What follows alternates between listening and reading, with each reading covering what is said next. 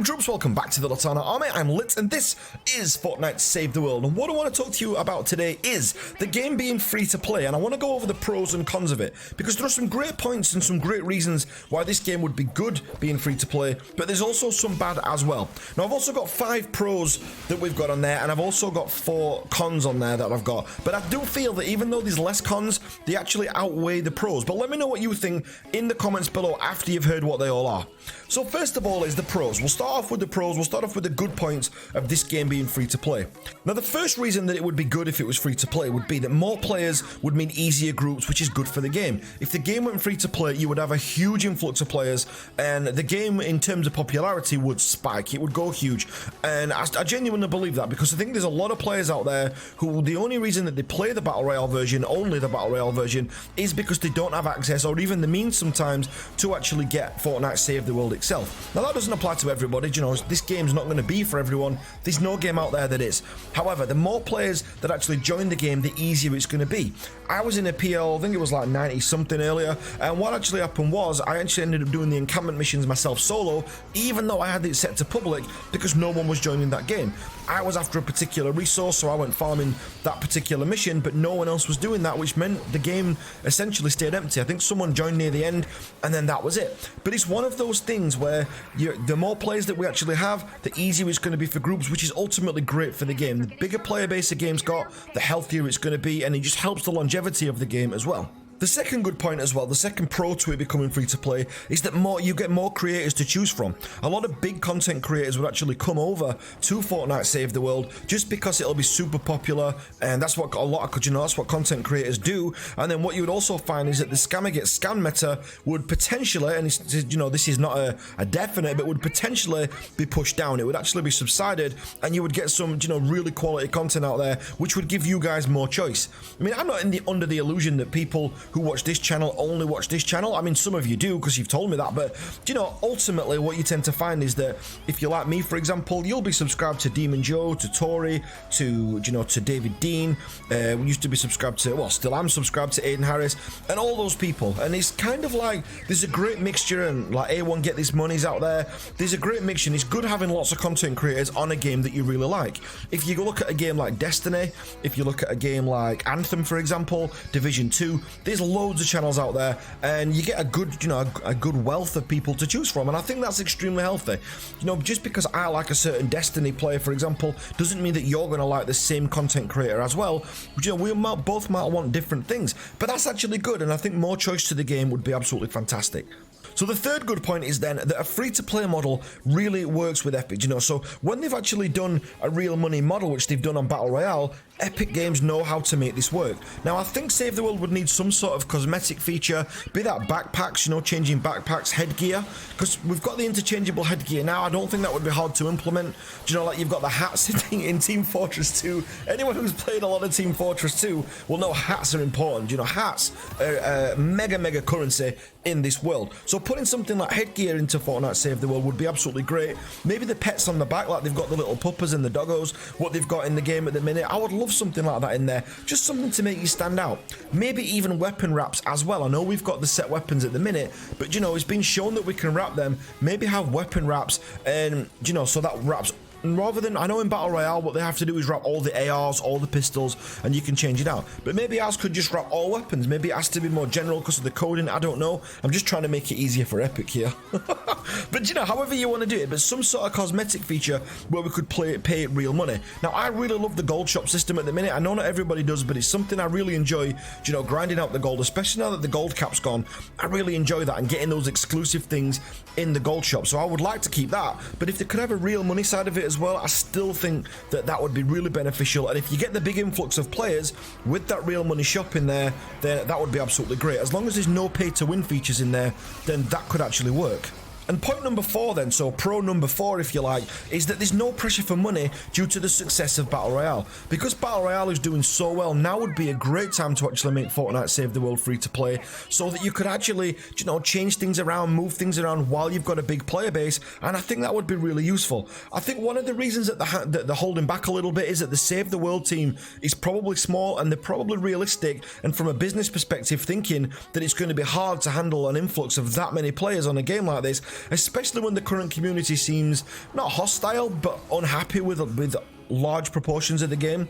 I think since the hero rework, you know, the game's been great. You guys know who follow the channel regularly that I've recently been revitalized, and you know, I've recently really found a passion back for Fortnite Save the World. But just before that, just before the hero rework, I was getting really lost and I was getting really bogged down, and the game got really tough for me. And you saw people like, you know, Aiden Harris, Checker, Split Screen, all these people who made great channels based all around Save the World, kind of moving away from it. I mean, I even took a break from it for, what was it, about a month, 3 weeks, a month. And it's kind of important that, you know, if you're going to make a game free to play, that you reward, you know, the old players, which we're going to get back to in a second. But let's go on to point number 5 first of all. So free to play games statistically actually live longer, so they actually have a more secure lifespan than what the paid games do. So what you will tend to find is, if you look at things like World of Warcraft, if you look at WildStar, for those of you that remember that game, Star Wars The Old Republic, these are old MMOs, which typically MMOs work off a paid model, so it's a pay to play model, or they used to, because World of Warcraft was the trendsetter. That started off this pay to play model, and then everyone kind of followed it. But then people realized that this free to play model kind of works a little bit better as long as you have a cosmetic shop in there, which is what they all went to. Now, a lot of the time, a lot of developers tend to move to the free-to-play model once they've milked their player base, if you like, of all the paid copies that they can. And I don't think that's a great way to do it. It's a little bit scummy, really, when you think about it. But I think if they actually put this game free to play right now and gave the people who've been playing the game a while some sort of reward, then that would actually make this a genius move. I think this would actually be great for the game and actually make it so that Epic have a few more options and the game would just have a bit more of a pulse, which I would really, really like to see. Okay, so over to the cons then. So the bad side of it being free to play, because there are reasons. I mean, I don't think these are the reasons it's not free to play, but there are just some things that we need to think about while we're debating whether it should be. So first of all, you've got the scammer channels currently dominate the searches, and that gives the wrong impressions to newbies. You know, I'm going to do a video later on today actually about that, but you know, a lot of it is just about trade boxes. I was in a mission yesterday or last night it was, and this is a normal mission that we were in, so I think it was a Ride the Lightning, and someone asked me if they could get a weapon, so I said yeah, sure, as I always do, and they built a trade box. And I was like, what's that? And they're like, well, so we could trade the gun. And it was like, this guy's now in, I mean, I think I was doing a canny mission maybe, I think it was for reperk, but the guy was kind of like, this is what you do. And it was like, how have you got this far into the game and this is how you play it? I mean, this can't be fun, right? I understand the entertainment side of the scammer gets scam meta. I absolutely do. I totally understand it. However, I just think that, you know, people are coming up through the game at the minute, playing the game, not that I mind them playing it in the wrong way. I always say to people, play this game however you want. But I actually think that the wrong impressions being set, and, you know, they're influencing markets. Certain weapons that are deemed rare, that aren't particularly good, they're just rare. People are handing over huge amounts of materials just to get these weapons, and it's kind of wasting everybody's time. Someone might have to grind 20,000 sunbeam to get a particular weapon, which is just nuts. Another con that we've got on there as well, another downside to it, which I've actually mentioned before in previous videos, is free-to-play games have always got trolls. If you think that the AFKs are bad now, that the trolls are bad now in the game, the people trying to sabotage missions are bad in the game, if this game went free to play, they would be rife. You would get like hundreds of times more than what you're actually getting right now. So the trolls in the game would just go through the roof, which would make friendships and building up communities and being part of a community where you can get an actual group and not rely on pickup groups so important, because the game potentially could become unplayable due to so many trolls, or, you know, people just going AFK, people with bots that just run them in circles, which I've seen, fire the weapon every few seconds. You would actually see that pretty much every game that you go into, or potentially on every game that you go into.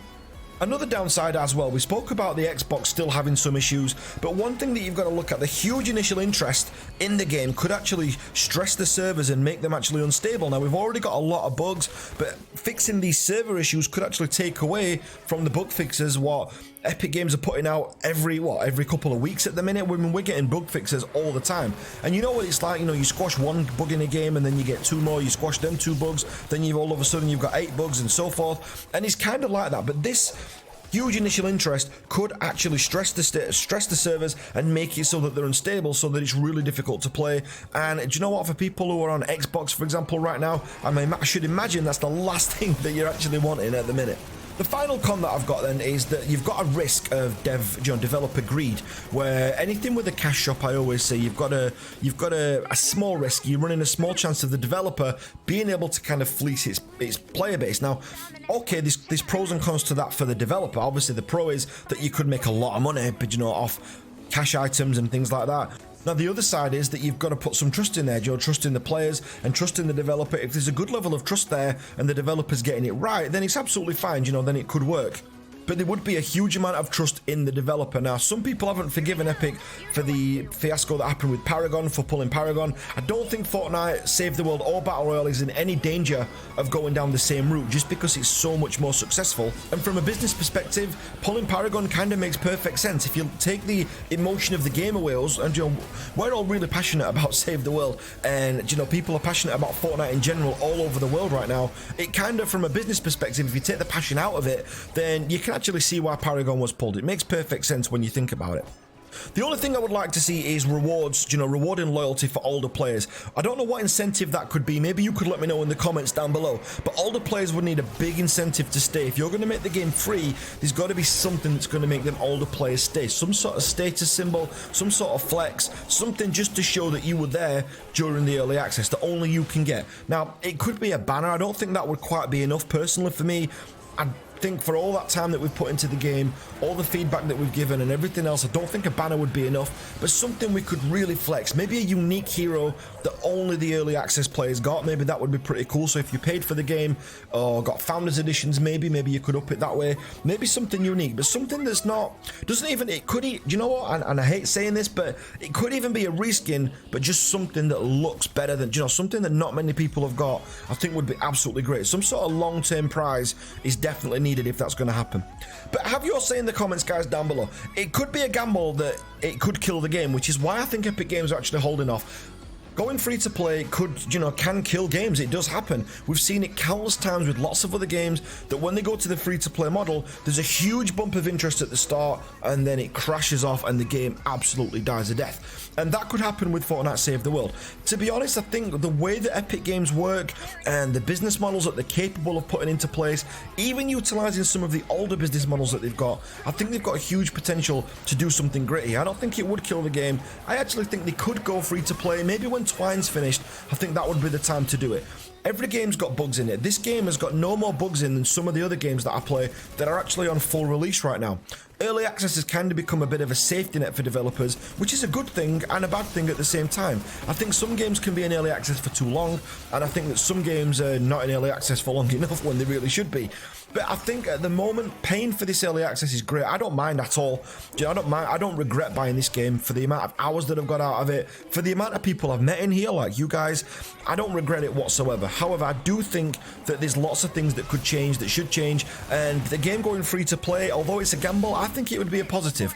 But let me know your thoughts down below, guys. One of the things I love most about these videos is hearing your take on them and hearing, what you've got to say about them. So let me know in the comments down below. If you're not part of the Litanah Army already, guys, make sure you hit that subscribe button. And if you are one of the troops, make sure you drop me a like, maybe even share the video. Who knows? I don't even know why you guys share stuff. But a massive thanks for watching, and I'll catch you guys on the next one. Take care now.